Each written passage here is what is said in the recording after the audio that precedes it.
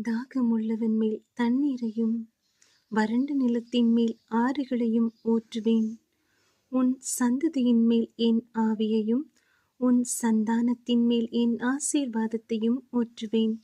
ஏசாயா 44 அதிகாரம் வசனங்கள் 1 முதல் 4 வரை. இப்போதும் என் தாசனாகிய யாக்கோபே, நான் தெரிந்து கொண்ட இஸ்ரவேலே, கேள். உன்னை உண்டாக்கினவரும் தாயின் கர்ப்பத்தில் உன்னை உருவாக்கினவரும் உனக்கு துணை செய்கிறவருமாகிய கர்த்தர் சொல்லுகிறதாவது: என் தாசனாகிய யாக்கோபே, நான் தெரிந்து கொண்ட யெஷூரனே, பயப்படாதே. தாகமுள்ளவன் மேல் தண்ணீரையும் வறண்ட நிலத்தின் மேல் ஆறுகளையும் ஊற்றுவேன்.